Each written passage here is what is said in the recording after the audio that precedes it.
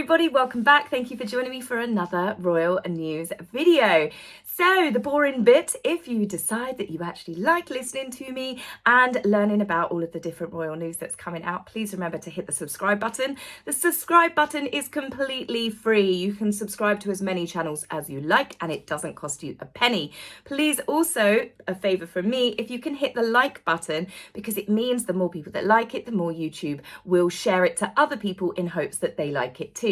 And the notification bell, well, as you know that have followed me for some time, it's a bone of contention. It sometimes works, it sometimes doesn't. What it means is when I do upload a video, you should get a notification. So there's lots of stuff coming out with the royal family and I'm gonna pack it into 2 days worth of fun. So this video you are gonna get to in 2 days.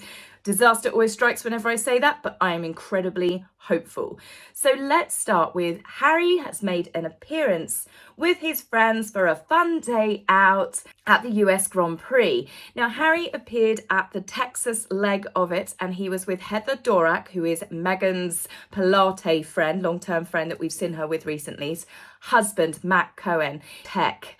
Harry was also with his buddy and the CEO of Better Up at this event where I think Better Up were there to support Mercedes. It's a shame Harry didn't think that his son might like to go with him because we did see Elon Musk, who took along his little boy when he appeared at the Miami Grand Prix. The reason why I bring up Elon Musk is because he is far more famous, far more recognizable to most than Prince Harry. He is also one of the biggest billionaires on this planet and he felt that it was still a safe enough environment to take his little boy along with him. That being said, Harry's friends didn't bring their children along, so quite clearly it was a lad's day out.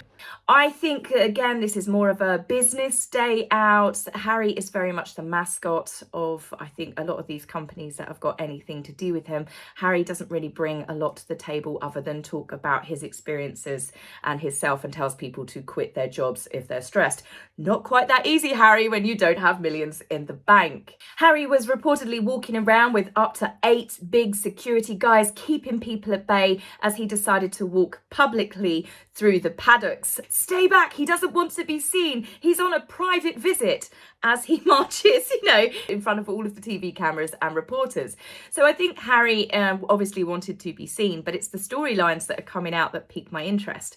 In the last video, I said we were seeing a lot of Harry's jealous of Meghan's success.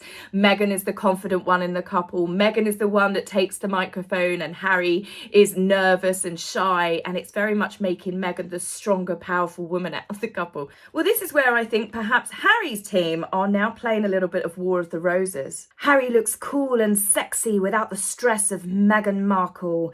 Harry is back to his old self and oozes sexy without Meghan. I know, keep it nice. This is a nice channel. But, it makes you think that it was a bit strong. And the fact that both of the stories are both saying about Harry's cool without Meghan, Harry's having fun with the lads without Meghan, Harry is back to being sexy single. That's the kind of undertone you're getting from these articles. And I feel like they may already be starting that little bit of a PR war with each other. Now, worryingly, I've seen quite a few people concerned that we're seeing stories coming out that Charles is trying to make up with Harry and he wants Harry and Meghan back into the fold. My gut feeling that I'm sharing with you is I don't believe it. I do not believe it. I think that these stories are being produced for 2 reasons. One, it makes Charles look weak. So anti-monarchists that want the public to turn against the royal family will be pushing this narrative. Secondly, Harry and Meghan benefit from it because it then keeps the association up that they are members of the royal family, which Harry is by blood. But let's be fair, none of the members of the royal family even wished Harry a happy birthday. They are not speaking to them. Facts that we have seen that have come out. If you think that Harry is being welcomed back into the fold, why did Charles refuse to see him? Why did Harry get refused a place to stay at Windsor? We know he was upset about it. That's why he staged that moment of being caught coming out of the chapel. The cameras were just waiting for him, of course, with the huge big black advertisement of the SUV sitting there and security guards. So even if a member of the public did take that photograph, it's pretty obvious that someone was in there. You had the palace that counteracted stories that Charles would be forced to give Harry and Meghan a place in Kensington Palace because of the councillor estate position. Again, this is stuff that's actually happened. So I do not believe these stories that are being pushed that Charles and William and Catherine will allow them to come back. Obviously, at the moment, we've got a lot of stories building up that Meghan is getting ready to pen her tell-all memoirs, which we know basically will be a bunch of fairy tales.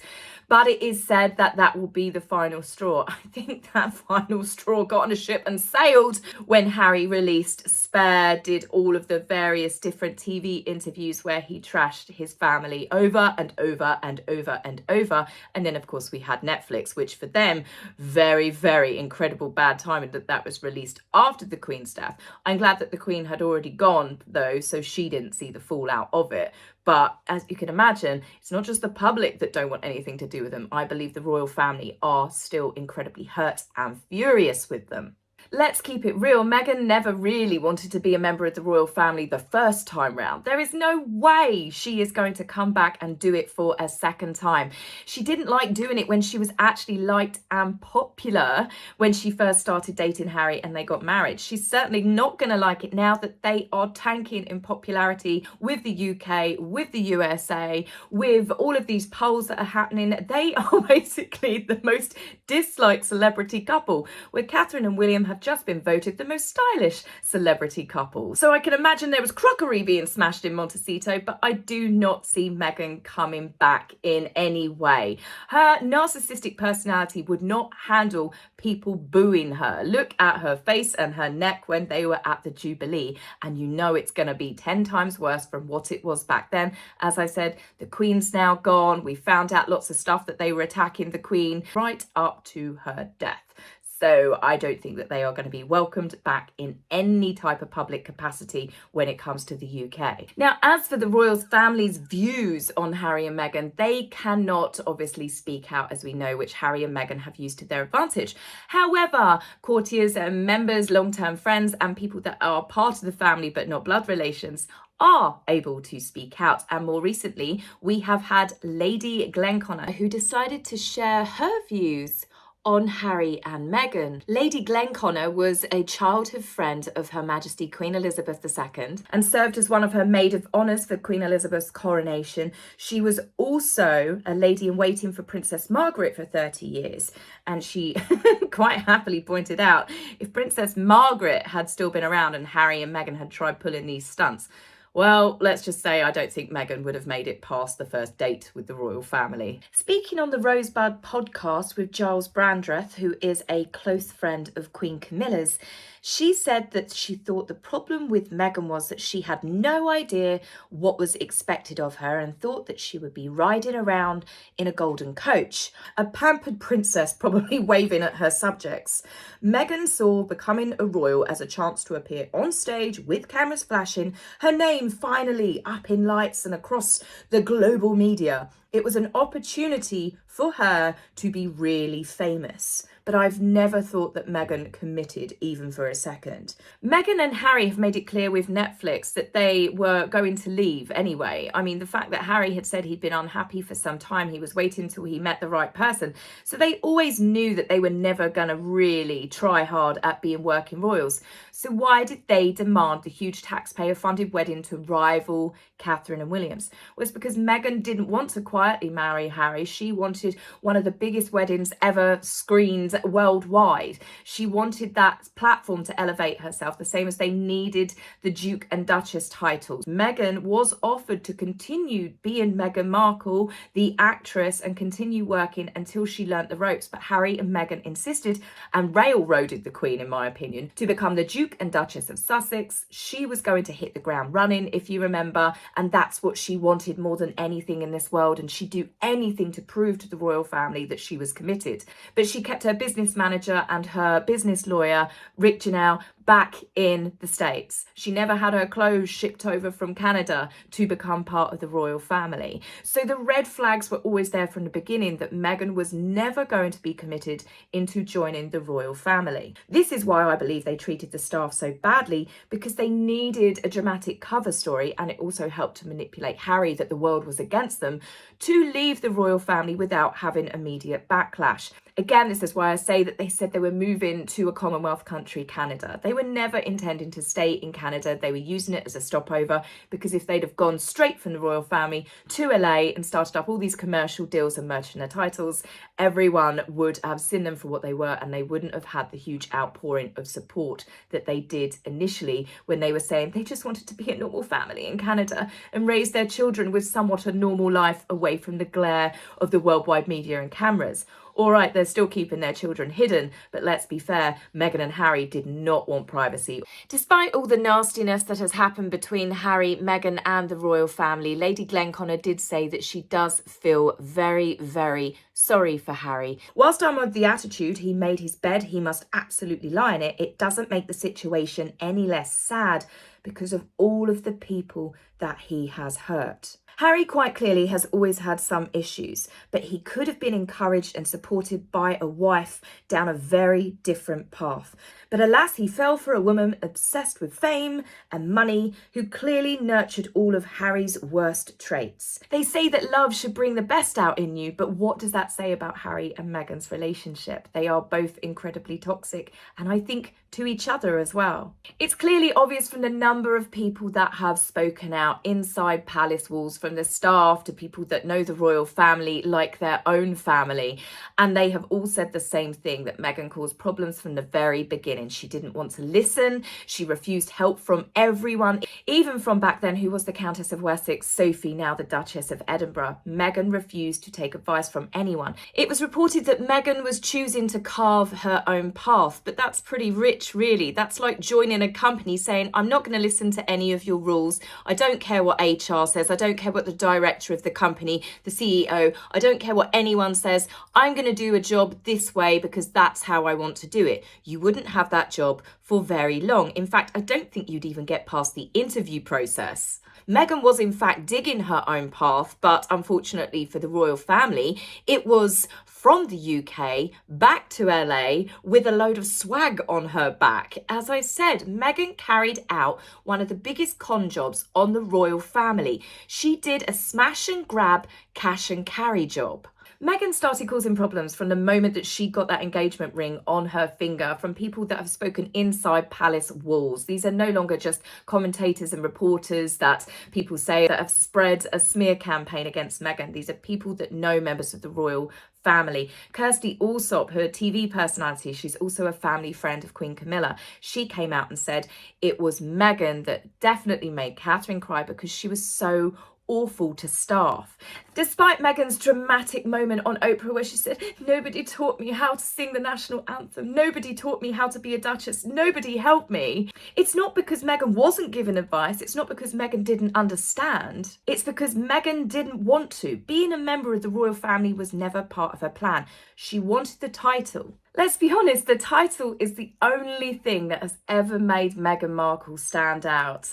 It's the only thing that's ever put Meghan on the map. Her acting career was never strong enough. The A-list crowd in Hollywood didn't know who she was. And it has recently been proven again when Kelly Rowland of Destiny's Child recently spoke out in an interview talking about how she met Meghan at the Beyonce concert, and she said Meghan was always royal before she married into that family. A royal pain in the bottom maybe, but she said it was so wonderful to meet her and how warm she was. It was the first time she'd met her. Well, let's go back to this photograph in 2014. She had in fact met Meghan before when she was, Rachel Zane, but she didn't remember her. Ellen DeGeneres, she didn't remember Meghan, despite Meghan talking in length about how she adopted one of her dogs, stole it off another family halfway through the adoption process, from what I've read as well, because Ellen was the one that told her to get that dog. What about Howie Mandel, who was the host of Deal or No Deal? He didn't have a clue who Meghan was. He had to be reminded that she was even on it.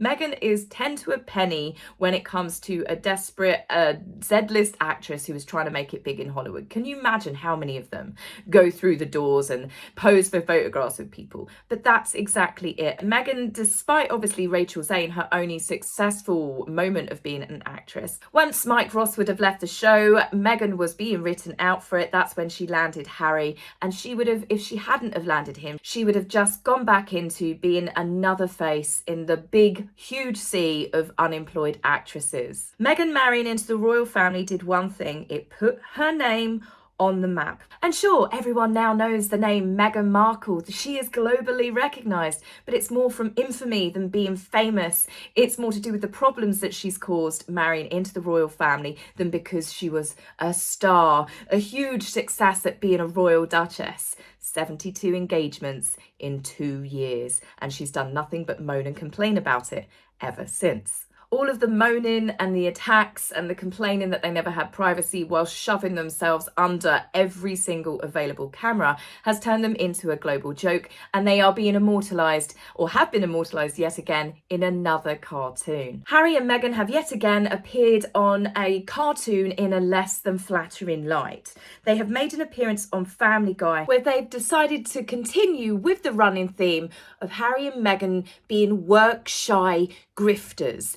They appear lying side by side next to a swimming pool on a couple of sun loungers when a butler comes over to them and hands Harry some money and says, "Sir, your millions for Netflix, for, well, no one knows what."